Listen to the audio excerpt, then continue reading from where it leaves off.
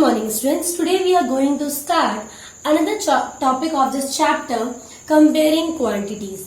Like we have learned the different methods to compare quantities. The very first one was ratio and proportion. And in the second we have compared quantities by finding its percentage. Okay. Now in the third we will compare quantities by finding the profit loss, okay, or by finding the profit percent, loss percent, or what is the increase percent or what is the decrease percent. So these are the terms which we have to study now.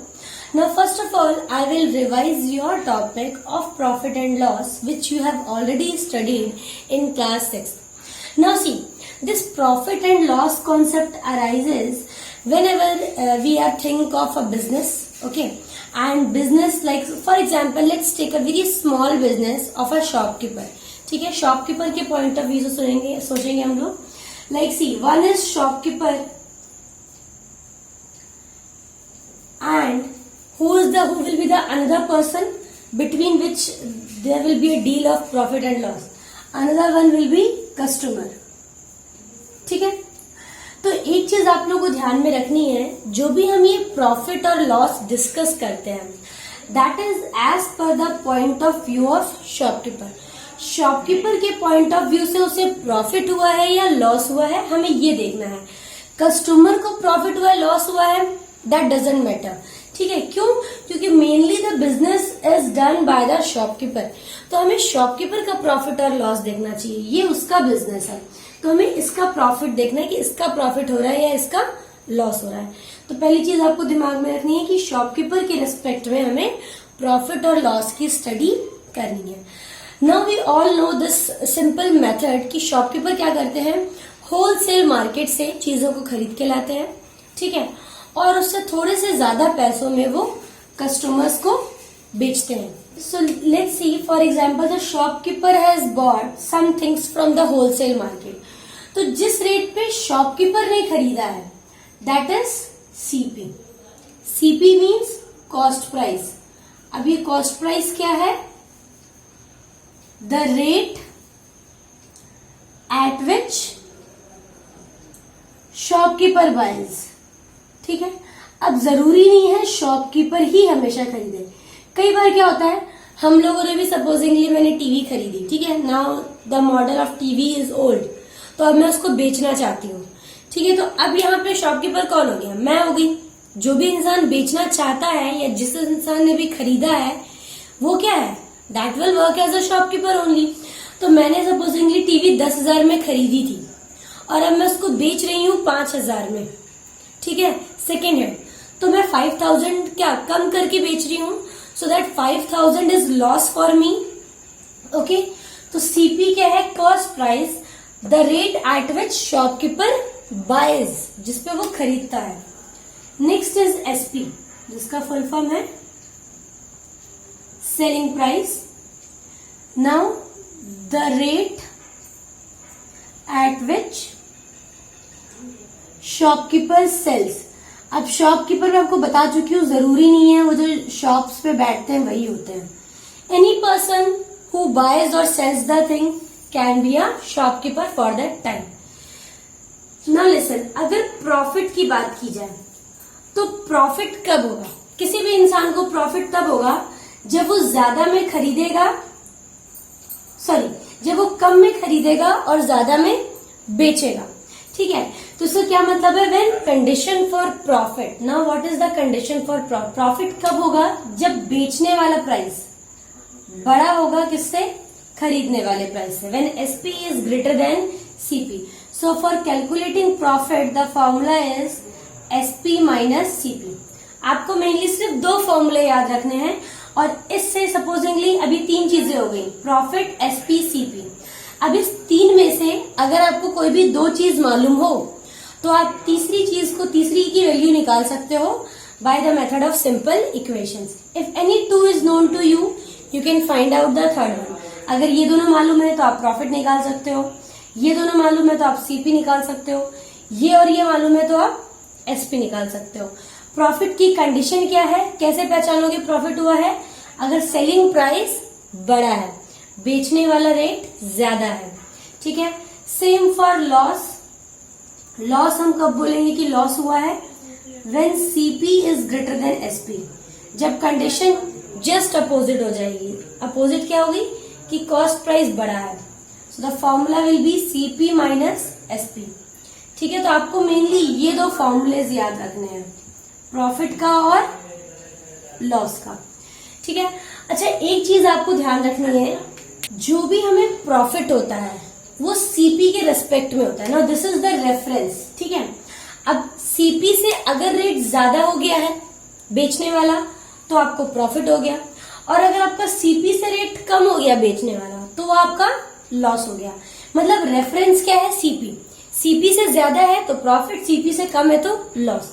तो जब भी कभी हम लोग profit percent निकालेंगे तो profit percent निकालने का फॉर्मूला क्या है, अब देखिए परसेंट निकालना है तो ये तो कंफर्म है कि हमें क्या करना होगा, × 100, ये चीज तो कंफर्म है, ठीक है। अब किसको × 100 करें, पहली बात कितने का प्रॉफिट हुआ है, प्रॉफिट की वैल्यू कितनी है, एक नंबर आपको मिलेगा, ठीक है, कि 10 रुपए का प्रॉफिट हुआ है, 20 का प्रॉफिट हुआ है, 40 रुपए का प्रॉफिट हुआ है, तो कितने का प्रॉफिट हुआ है, और डिनोमिनेटर में क्या आएगा, CP। Similarly for the loss percent also, in loss percent also, first of all loss को परसेंट में निकालना है, दैट विल बी × 100, ये तो होगा ही क्योंकि परसेंट निकालना है। सेकेंड एक्सरसाइज में हम सीख चुके हैं, जब भी परसेंट निकालना हो तो हमें क्या करना है, × 100 करना है। लॉस ऊपर आएगा, अपॉन में क्या आएगा, CP। डिनोमिनेटर में हमेशा उसका इनिशियल वैल्यू आती है, जो भी उसका स्टार्टिंग इनिशियल वैल्यू था। Same is the formula for increase percent, increase percent की अगर आप बात करेंगे, अब परसेंट निकालना है तो × 100 तो होगा ही। अब फ्रैक्शन में क्या आएगा, कितना इंक्रीज हुआ है, now what is the increase in value, कितनी इंक्रीज हुई है, अपॉन ओरिजिनल वैल्यू, मतलब इनिशियल वैल्यू कितनी थी, ओरिजिनल बोल लें या फिर हम इसको बोल सकते हैं initial value. Okay, so increase percent निकालने के लिए कितना इंक्रीज हुआ है और अपॉन इनिशियल वैल्यू कितनी थी, × 100। Similar is decrease percent, decrease percent निकालने के लिए भी decrease in value divided by original value, original बोल लें हम इसको या फिर इनिशियल बोल लें, okay, and then multiplied by 100. So this is the basic formula which we will be using like 1, 2, 3, 4, 5, 6.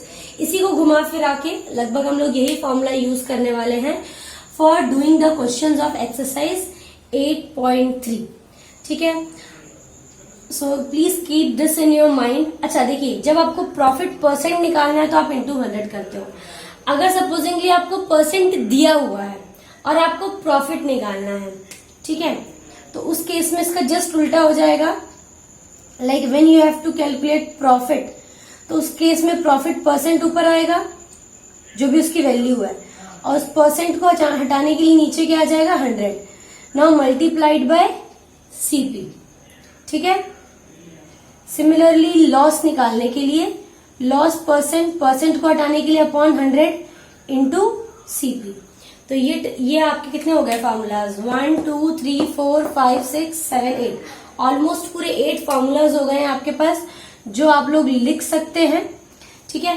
इसमें कंफ्यूज मत होना, बस इतना याद रखना, अगर परसेंट निकालना होगा तो × 100 होगा, फिर प्रॉफिट अपॉन CP, और अगर मान लीजिए परसेंट को अमाउंट में कन्वर्ट करना है तो परसेंट पहले दिया हुआ है तो वो अपॉन 100 हो जाएगा और CP कहाँ हो जाएगा, मल्टीप्लाई में। Okay, so this is the formula. Now let's see some of the questions of exercise 8.3. Okay, now let's see first question of the exercise 8.3 we will discuss right now. Okay, in question number 1, tell what is the profit or loss in the following transaction. आपको बताना है कितना profit हुआ है, कितना loss हुआ है।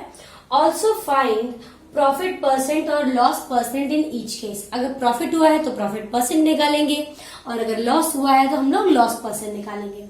Now let's see the first of all A part. Gardening shares bot for ₹250, मतलब CP कितना है, ₹250, एंड सोल्ड फॉर ₹325। SP कितना है ₹325. Now we can see that SP is greater than CP, which means profit. ठीक है, अगर selling price ज्यादा है, ज्यादा में बेचा है तो क्या हुआ, profit, which is equal to SP minus CP. So profit is equal to 325 minus 250. ठीक है, इसको सॉल्व करेंगे अगर आप, यू विल गेट 75. तो 75 रुपीज का उसको प्रॉफिट हुआ है. Now the point is, this is profit की रुपीज में वैल्यू है. Now what is the profit percent. अब प्रॉफिट परसेंट निकालने के लिए मैंने आपको बताया है कि आपको क्या करना होगा, इनटू 100 तो करना ही होगा.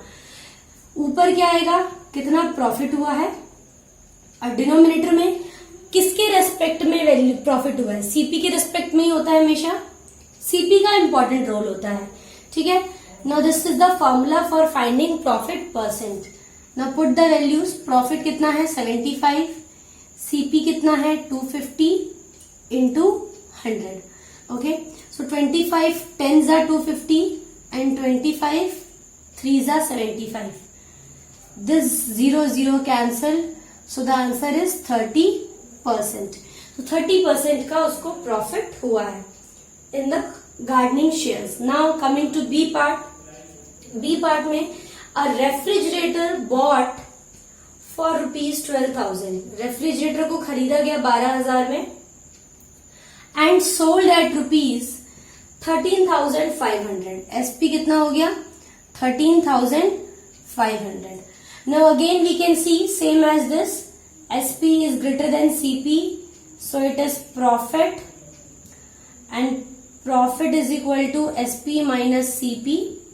ठीक है, 13,500 में से माइनस करेंगे हम लोग 12,000 को, we will get 1,500.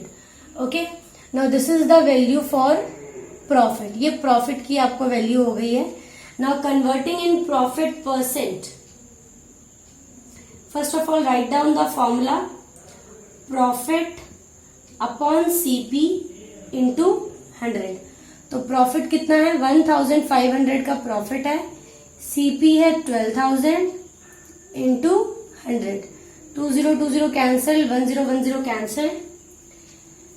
Now 3 4s are 12, यहां आ जाएगा 50.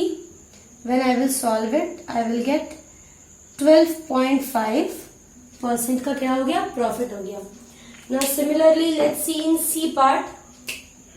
C part में क्या है, a cupboard bought for rupees. Cupboard को खरीदा गया कितने में, 2,500 में खरीदा गया, and sold at ₹3,000.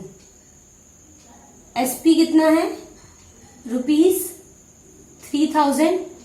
So again you will do in this question, आपको दिख रहा है सेम है, SP is greater than CP, so profit is there, profit is equal to SP minus CP. मैं डायरेक्ट आंसर लिख रही हूं, आपको इसके अंदर प्रॉफिट होगा, कितने का प्रॉफिट होगा 500 रुपीज का.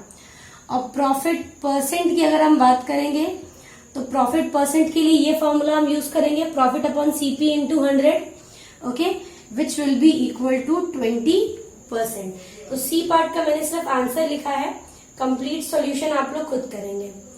Now in D part, D part में क्या है, a skirt bought for ₹250. CP कितना है 250 and sold at ₹150. SP is equal to ₹150. अब यहां पे हम क्या देख रहे हैं, that CP is greater than SP. CP बड़ा है, so the condition is of loss, which is equal to CP minus SP, means 250 minus 150, which is equal to 100. So loss percent आप कैसे निकालेंगे, loss percent is equal to loss upon CP into 100. loss कितना है 100 का, CP कितना है 250 into 100. 10 cancelled, 5 5s are 25, 5 2s are 10, 5 20. Now this will come 40%. So loss percent is 40%. So in this way we have completed first question, all the 4 parts, and you have understood how we can use profit and loss in our daily life. ठीक है, बहुत simple सा concept है, कितना profit हुआ ये आप कोई भी नॉर्मल डील में कैलकुलेट कर सकते हैं। सपोजिंगली आपके पापा ने कोई रेफ्रिजरेटर खरीदा, now the refrigerator is old and some parts are not working, so he wants to sell it. ठीक है, तो आप देख सकते हो कि अगर वो बेच रहे हैं तो कम में करके बेचना होगा, कितने % लॉस में आप बेच रहे हैं, that you can easily calculate. This is the basics of profit and loss. ये पहले क्वेश्चन में सिर्फ बेसिक्स को डिस्कस किया है। Now the next questions of this exercise we will discuss in our next class. Thank you, students.